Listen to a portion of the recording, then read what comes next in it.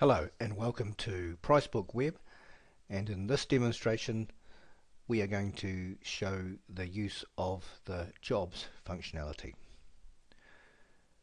Now the purpose behind the jobs functionality is to allow you, the builder, to put together a bill of materials required for a job, and this will then assist you in quoting for the job or pricing up the job for your customer. So let's start. I've already logged in. I'm going to select the jobs menu, and at the moment I don't have any jobs running, so I'm going to press this little add new job icon here, and I'm going to input some details. So this job is going to start on the 30th of June, and the job name, well, I'm just going to call it the same as the address where the job is, and we'll call that 37 Hill Road. And just a brief description of what the job is: it's remove and replace outside deck.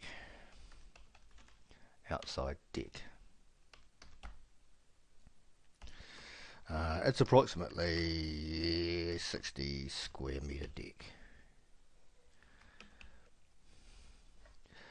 Delivery address, it's a good idea to put this in, as you will see later on. So I'll put in 37 Hill Road. That might be in Glenfield, say, in Auckland, and the postcode might be something like that, not too sure, but anyway. So I save that. So now I've set up this job. By selecting either of these icons, I can now go and edit the job. I can update the base information about the job. If I didn't put the delivery address in there to start with, I can now add it now if I like. But the main idea is from the screen is to look at the products we're going to use in the job. As you can see, there are no products here. So this job is for building a deck. So we're obviously going to need some timber, some 100 by 100 posts. We're going to choose these H4 number ones, and that's all we need from here, and we press this add selected product to the job.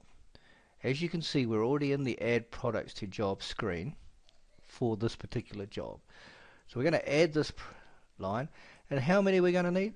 We'll need about 45 posts, let's say. Press the save button. We're still back to add jobs. What else are we going to need? We're going to need some ready mix concrete for the posts. So if I type in ready mix, I think this will bring up the some concrete. Yes, we want that. We'll add that to the job, and we're going to need about 3.5 cubic meters. I'll save that. What else do we need? We're going to need some nails.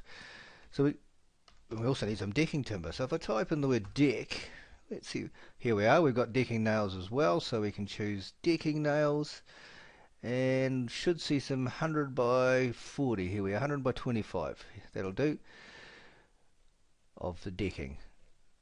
Press add once again. Now we're going to need probably 10 bags of those, and 650 lineal meters of decking.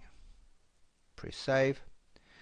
And so I think for now that's pretty much what we might need for the job. So let's go back and look at the job. Here we have the job here now. We can see that we've got a total figure of what it would cost us to order all those products for that particular job. Let's look at what this line grouping is. There's nothing here at the moment. And this is a way to give you ability to break your job into component parts. So for example, the concrete in the H4 ground posts would be possibly the subfloor or the subframe or foundation, say. So why don't we just edit this, and in the subgrouping we'll type in the word foundation. It is case sensitive, so F-O-U-N-D-A-T-I-O-N, so that's foundation, and save. And you can see the line grouping is now called foundation. Same with concrete, that is also foundation, so we'll put foundation there, F-O-U-N-D-A-T-I-O-N. Same spelling, got to get it right. Did we get it right? Foundation. Yes, we did.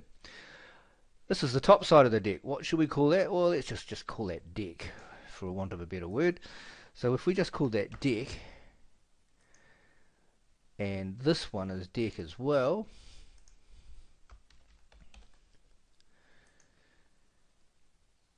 Oh, that one didn't work. I might have typed it in the wrong place. Deck, D-E-C-K, save. Right, so we've got two lots of deck. Now I can filter my job and say, okay, well, what's the foundation cost looking like? Well, the total foundation cost is that. What is... Oh, I should explain that this little button here resets filters, so I can now, rather than have to go here and choose all to display all again and then choose deck to see the deck component, and there's the cost of the deck component, you can use this button here to reset the filter. There you are, and it's back to all again. The really nice thing about this is now you can use the export to Excel function. So I'm going to export this job. Just answer yes. So here we have the job exported, or the products anyway. So I know it's that. Now I know I need to, my labour content is going to be $45 an hour, and there's going to be 60 hours. So therefore, if I type equals that cell times that cell, that gives me my labour content for the job. So I'll just drag and move that over this total here, and you see now if I go equals sum and highlight that line there,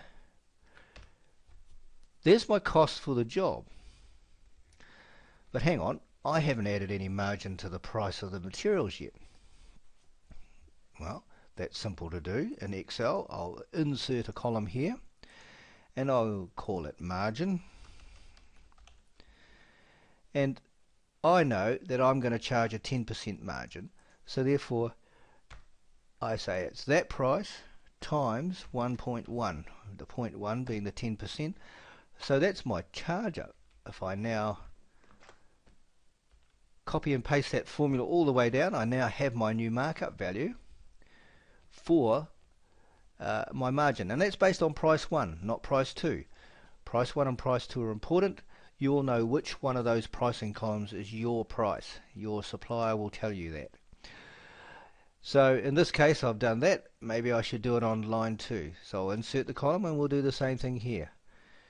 Equals that column times 1.1, because it's 10% increase. So I'm making a 10% margin on that. Highlight the whole lot. Copy this formula down.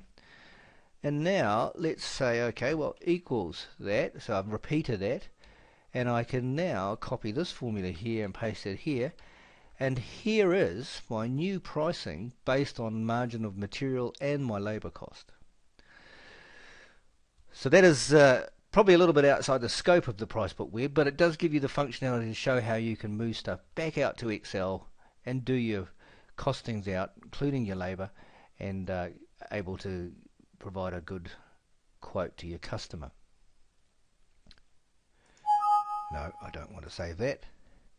In the future, we will bring labor content and that into your job costing here on the website, and you'll be able to see it all online without necessarily taking it to Excel. But for the time being, Excel is a good little product and most people have it. So that's pretty much covers part 1 of jobs. In the next example, we'll show you how to refresh the pricing on a job, and also how to place orders from a job. Thanks for your time.